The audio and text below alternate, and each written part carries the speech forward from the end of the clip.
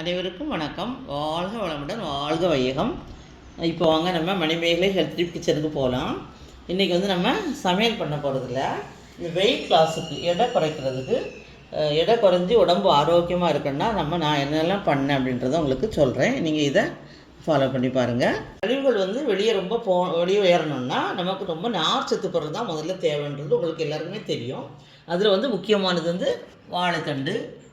அடுத்தது எல்லாமே முக்கியமான ஐட்டம் தான். அதில் அதிகமான நார்ச்சத்து இருக்கிறது வாழைத்தண்டு. அப்புறம் பழங்களில் ஆரஞ்சு பழம் நார்ச்சத்து உள்ளது, பப்பாளி பழம், மாம்பழம் நார்ச்சத்துக்கள் இருந்தாலும் உடம்பு வெயிட் ரொம்ப லாஸ் ஆகாது. வெயிட் வைக்கும். ஆனால் உடம்புக்கு அப்படி ஒரு ஆரோக்கியம். நம்ம சாப்பிட்டோம்னா நல்ல எனர்ஜியும் கிடைக்கும். அப்புறம் முந்திரி பழம், அதுவும் மருத்துவ குணம் உள்ளது, நார்ச்சத்து உள்ளது. கருப்பு திராட்சை விதையோடு உள்ளது, அதுவும் நிறைய சாப்பிட்லாம். அப்புறம் இந்த பாதாம் ஊற வச்சு 6 மணி நேரம் இல்லை 20 ஊற வச்சு காலையில் ஒரு 25 பாதாம் பருப்பு சாப்பிட்டா அன்றைக்கி டிஃபனே சாப்பிட வேண்டாம்னு சொல்கிறாங்க. அப்போ உங்களுக்கு வயிறு அப்படியே அமைங்கிருக்கும், நமக்குள்ள தேவையான எனர்ஜியும் கிடைக்கும். அதே மாதிரி முட்டையும் ரொம்ப வெயிட்டாக இருக்கிறவங்க முட்டை வெள்ளையை மட்டும் நிறைய சாப்பிடுங்க. அது இந்த முட்டை சாப்பிட்றதுனால நிறைய பேருக்கு அந்த கேஸ் ட்ரபிள், கொலஸ்ட்ரால் இருக்குன்னு உங்களுக்கு தோணுச்சுன்னா அதுக்கு மாற்று ஐட்டங்கள் ஆகாரமாகவே இருக்குது. தினம் ஒரு கப்பு சுக்கு காஃபி குடிச்சிருங்க. இந்த சுக்கு காஃபியில் நான் மிளகு தனியாலாம் போட்டு உங்களுக்கு ஏற்கனவே போட்டு விட்டுருக்கேன். அதில் மிளகு கொஞ்சம் ஜாஸ்தியாக சேர்க்கணும். உடல் எடை குறைக்கணுங்கிறவங்க மிளகு கொஞ்சம் அதிகமாக சேர்த்து கொஞ்சம் காரத்தன்மையோட இந்த சுக்கு காஃபி குடிக்கணும். நீங்கள் 1/4 லிட்டர் 300 ml கூட குடிக்கலாம். ஒரு நாளைக்கு 2 தடவை கூட குடிக்கலாம். ஒன்றும் பண்ணாது. எல்லா ஆகாரங்களையும் அதை ஒரு நல்ல ஒரு ஆரோக்கியமான உணவாக மாற்றிடும். உடம்புல எந்த பிரச்சனையும் இல்லாமல் அது சால்வ் பண்ணிடும். இது முக்கியமான ஒரு உணவுப் பொருள் என்னென்னா இந்த கருப்பு கவுனி அரிசி, சம்பா அரிசி, மாப்பிள்ளை சம்பா, இந்த மாதிரி சம்பா தோல் உள்ள அரிசிகள் இந்த மாதிரி கஞ்சி வச்சு சாப்பிடலாம். டாக்டர் என்ன சொல்கிறாங்கன்னா ஒரு 4-5 ஐட்டத்தை தவிர்க்கணும் சாப்பிடாமன்னு சொல்கிறாங்க. என்னென்னா பிராய்லர் கோழி, ஒயிட் சுகர், மைதா மாவு, இந்த மாதிரி ஐட்டங்கள். சில நேரங்களில் நமக்கு சாப்பிட்ற மாதிரி பரோட்டாலாம் சாப்பிடணும் அப்படின்ற ஒரு சூழ்நிலை வரும்போது சாப்பிட்டு முடிச்சுட்டு நம்ம முடித்ததும் ராத்திரி நம்ம தூங்க போகிறதுக்கு முன்னாடி ஒரு 10 மிளகை 150 ml தண்ணி வச்சு 100 ml தண்ணியாக்கி அதை குடிச்சிடலாம். அது குடிக்கலாம். இல்லாத பட்சத்தில் ஒரு சின்ன பல்லு பூண்டு, இந்த பூண்டு எடுத்து உப்பு வச்சு கடித்து அப்படியே சாப்பிடலாம். அல்சர் இல்லாதது அப்படியே சாப்பிட்ருங்க. இல்லைன்னா பாதி இதாக கட் பண்ணி, வயிறு பிரச்சனை இருக்கிறவங்க இந்த மாதிரி பாதியை கட் பண்ணிட்டு அப்படியே வாக்கி போட்டு அப்படியே பல்ல லைட்டாக டச் பண்ணி அதை உமிழ்நீரோடு சேர்த்து காரத்தை முழுமையாக இறங்காமல் படிப்படியாக ஒரு 1/2 மணி நேரம் அந்த புண்டு நம்ம வாயில் இருக்கிறது மாதிரி பண்ணி அந்த மாதிரி உமிழ்நீரை குடிங்க. அதுக்கப்புறம் அதை மென்று சாப்பிட்றலாம். அதுக்கப்புறம் உடல் எடை குறைப்பில் மிகவும் முக்கியமானதுங்க இதில் கருஞ்சீரகம், ஜீரகம், ஓமம், வெந்தயம் 4 தனித்தனியாக வறுத்து பவுடர் பண்ணி வச்சுருக்கேன். இதில் 1 டீஸ்பூனுக்கு ஒரு கோபுரமாக 1 ஸ்பூன் எடுத்து 200 ml சுடுதண்ணியில் காலையில் வெறும் வயிற்றில் கலந்து குடிச்சிருங்க. இது உடல் எடையும் வேகமாக குறையும். நம்ம என்ன ஆகாரங்கள் தேவையில்லாத ஆகாரங்கள் நம்ம சாப்பிட்றோம் இல்லையா, அந்த மாதிரி சாப்பிடும்போது அதையும் கேஸ் எடுத்துரும். அந்த மாதிரி உடம்பு ஆரோக்கியமாக்குறதுக்கும் ரொம்ப உதவி செய்யும். அதனால் இதை மெயினாக நீங்கள் இதை யூஸ் பண்ணுங்கள். கீரை இது நான் பொன்னாங்கண்ணி கீரை வச்சுருக்கேன். இந்த பொன்னாங்கண்ணி கீரை நார்ச்சத்து, எனர்ஜி, கண்ணுக்கு அவ்வளோ நல்லது. 48 நாள் இந்த இதை ஒரு 40 வயசு 45 வயசில் 48 நாள் சாப்பிட்டா அந்த கண் கிளியர் ஆகும் அப்படின்னு டாக்டர்லாம் சொல்கிறாங்க. அது உண்மைதான். கீரைகள் எல்லா கீரைகளுமே கழிவுகளை நீக்கக்கூடியது தான். அதில் மெயினாக முருங்கைக்கீரை, முளைக்கீரை, அகத்திக்கீரையெல்லாம் அதிகமான அது சாப்பிட்டோன்னா நமக்கு உடல் நல்லா சுத்தமாயிரும். அப்புறம் வாழைப்பழம், அன்னாசி பழம், இந்த மாதிரி நிறைய ஆப்பிள் இந்த மாதிரி எல்லா பழ வகைகளும் நீங்கள் எடுத்துக்கலாம். உடல் எடை குறைக்கிறதுல கொள்ளு ரொம்ப ஒரு முக்கியமானதுங்க. அதை நீங்கள் வேக வச்சு தண்ணியை குடிக்கிறது ரொம்ப நல்லது. சுண்டல் செய்தும் சாப்பிட்டுக்கலாம். கஞ்சி வச்சு குடிக்கலாம். அந்த மாதிரி பண்ணுங்கள். அதுக்கப்புறம் வெள்ளரிக்காய் நீர்க்காய்கள், வெள்ளரிக்காய், கும்பளங்காய், பூசணிக்காய், வெள்ளை பூசணிக்காய், இது எல்லாமே நிறைய சாப்பிடலாம். அது நீர்த்து போன மாதிரி நமக்கு உடம்புல எதுவுமே தங்காது. அது நிறைய பேருக்கு தெரியும். அதனால் நீங்கள் அந்த மாதிரி நீர்க்காய்கள் நிறைய சாப்பிடுங்க. இந்த ஏத்தம்பழம் நேந்திர பழம்னு சொல்லுவாங்க. இது நம்ம சாப்பிட்டோம்னா இது உடல் எடை கூடும். ஆனால் நம்ம என்ன சொன்னால் இது சாப்பிடும்போது மற்ற ஐட்டங்களை அதுக்கு தகுந்த மாதிரி குறைச்சி சாப்பிடணும். வயிறு ஃபுல்லாக இது இந்த மாதிரி ஐட்டங்களை சாப்பிடாமல் கலந்து சாப்பிடணும். பாருங்கள், இப்போ வந்து இந்த வேர்க்கடலை வந்து சாப்பிட்டா உடம்பு குண்டாகும்னு சொல்லுவாங்க. ஆனால் வேர்க்கடலை வந்து எப்படி சாப்பிடணும்னா, நல்லா ஊற வச்சு வேக வச்சு சுண்டல் மாதிரி நம்ம லிமிட்டாக சாப்பிட்டுக்கலாம். எதையும் சாப்பிடக்கூடாதுன்னு ஒதுக்க வேண்டாம், எல்லாம் சாப்பிட்டுக்கலாம். வல்லாரை வந்து அதிகமான நார்ச்சத்து உள்ளது. இது வந்து மூளைக்கு ரொம்ப ரொம்ப ரொம்ப நல்லது. ஞாபக சக்திக்கு இது சாப்பிடலாம், பச்சையாகவும் சாப்பிடலாம். இதை வந்து தேங்காய் பாலில் அரைச்சி அடிக்கடி குடிக்கலாம். படிக்கிற பசங்களுக்கு ஞாபக சக்திக்கு கொடுங்க, எல்லாருமே சாப்பிடலாம். மலச்சிக்கல் தான் 90% உடல் எடைக்கும் சரி நோய்களுக்கும் சரி காரணம். அதனால் நீங்கள் எந்த வகையிலையாவது மலச்சிக்கல் இல்லாமல் பாதுகாத்து கொடுங்க. இப்போ வந்து எல்லோரும் சொல்லுவாங்க, எனக்கு மலை ஒழுங்காக தான் போகுது அப்படின்னு சொல்லுவாங்க. அது உண்மை கிடையாது. ஏன்னா அவங்களுக்கு நிறைய பேருக்கு தெரிகிறதில்ல. ஏன்னா எனக்கு தெரிஞ்சவங்கள்ட்ட கேட்டதுலேயே ஒரு 5-6 பேர்கிட்ட கேட்டு தெரிஞ்சுக்கிட்டதுலேயே அவங்க சொன்னதில் மலச்சிக்கல் அவங்களுக்கு இருக்குது, ஆனால் அவங்க இல்லைன்னு சொன்னாங்க. கடைசியில் அவங்க ஒத்துக்கிட்டாங்க. எப்படின்னா, மலச்சிக்கல்னால் ஒரு நாளைக்கு 2 நேரம் போகும், 1 நேரம் போகுது, அதனால் எனக்கு மலச்சிக்கல் இல்லை அப்படின்னு சொல்லுவாங்க. மலச்சிக்கல் இல்லை அப்படின்ற எப்படி தெரியணும்னா, ஒரு மாடு வந்து எப்படி சாணம் போடுது அந்த மாதிரி ஒரு மனுஷன் போன உடனே வெளியே வரணும். அந்த மாதிரி இருந்தால் தான் அந்த மலச்சிக்கல் இல்லை அப்படின்னு ஒரு டாக்டர் சொன்னாங்க. காலையில் எழுந்திரிச்சதும் சுடு தண்ணி குடிக்கணும் கண்டிப்பாக. அந்த சுடு தண்ணியிலேயே வந்து உடல் எடை குறையிறதுக்கு வாய்ப்பு இருக்குது. அதில் வந்து லெமன் லைட்டாக சேர்த்துட்டு குடிக்கிறனாலும் குடிக்கலாம். லெமன் குடித்தா உடல் எடை கண்டிப்பாக குறையும் அப்படின்னு சொல்கிறாங்க. அது ஒரு பங்கு தான். அதுதான் உடல் எடையை குறைக்கும்னு சொல்ல முடியாது. லெமன் கொஞ்சம் சேர்த்துக்கலாம், அது சேர்த்து குடிச்சிக்கலாம்.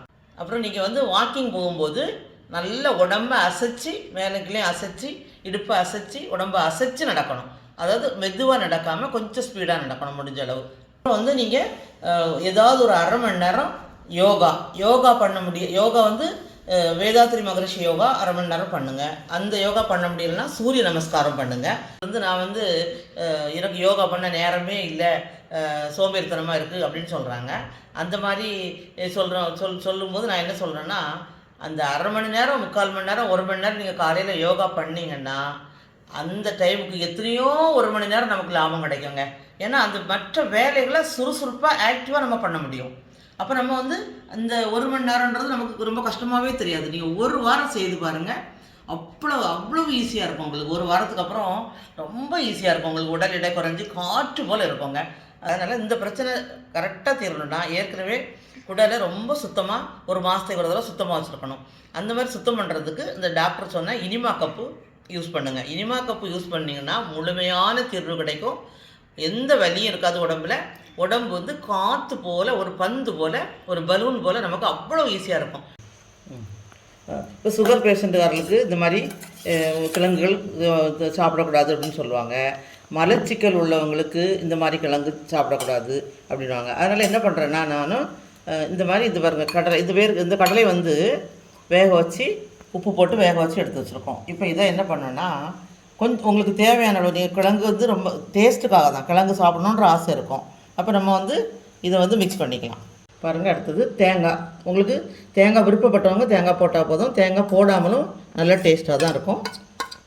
இதை நல்லா கிளறிக்கலாம். இப்போ பாருங்கள், கடுகு, உளுத்தம் பருப்பு, காஞ்ச மிளகா போட்டு நம்ம கருவேப்பிலை போட்டு தாளிச்சிட்டோம். இப்போ இதை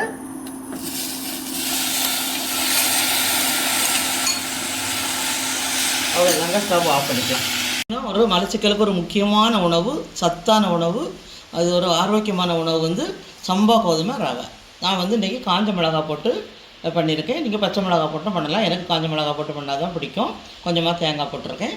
அதனால் இது மாதிரி இந்த உணவு ஒரு முக்கியமான உணவு. இதையும் நீங்கள் எடுத்துக்கலாம். அந்த மலச்சிக்கல் தீர்றதுக்காக இதை எடுத்துக்கலாம். இப்போ வந்து நீர் காய்கள் சாப்பிட்றோன்னு சொன்னோம் இல்லையா, பெரும்பாலும் பச்சை காய்கறியாக சாப்பிட்றது தான் இதுக்கு வந்து மோஷன் போகிறதுக்கு நல்லது. அதனால் இது கொஞ்சம் ரொம்ப விளைச்சலும் இல்லை, ரொம்ப பிஞ்சியும் இல்லை. அதனால் நான் வந்து ஓரளவு விதையை வச்சுட்டு அப்படி கட் பண்ணி வச்சுருக்கேன். உப்பு பெப்பர் கலந்து லைட்டாக தூவிட்டு இப்படி சாப்பிட்லாம். பெப்பர் நிறையா சேர்க்குறது நல்லது குண்டாக இருக்கிறவங்களுக்கு. நீங்கள் வந்து யோகாவை வந்து ப்ராப்பராக கரெக்டாக அசைச்சு, நல்லா அசைச்சு நரம்பு இழுக்கிற மாதிரி நரம்பு இழுக்கணும்னு சொல்லுவாங்க. அந்த டிவியில் வந்து ஆசன ஆண்டியப்பன் வந்து ஒரு 20 வருஷத்துக்கு முன்னாடி சொல்லுவார், ஒவ்வொரு யோகா பண்ணும்போதும் அந்த நரம்பு இழுக்கப்பட்டு அப்படின்னு சொல்லுவார். அது ரொம்ப முக்கியம் யோகாவுக்கு. அது மாதிரி ஒவ்வொரு நரம்பும் இழுக்கிற மாதிரி அதை அசைச்சு நல்லா ப்ராப்பராக நீங்கள் செய்து அந்த மாதிரி செய்துட்டு வந்தீங்கன்னா உங்களுக்கு கண்டிப்பாக பலன் கிடைக்கும். சிலருக்கு தாத்தா பாட்டியோ அம்மா அப்பாவுக்கோ யாருக்கோ கேஸ் உடம்பாக இருக்கும். அப்போ கண்டிப்பாக சில பிள்ளைங்களுக்கு அந்த கேஸ் உடம்பு இருக்கும். எந்த நோயாக இருந்தாலும் ஒவ்வொரு பிள்ளைக்கும் ஒவ்வொரு மாதிரிலாம் வரும்.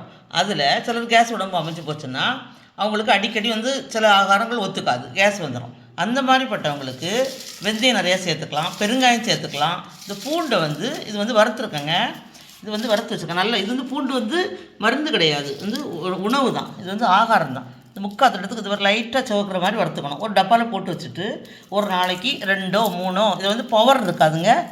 கேஸ் உடம்புக்காரங்க டெய்லி சாப்பிடலாம். இது ஆகாரம் தான்.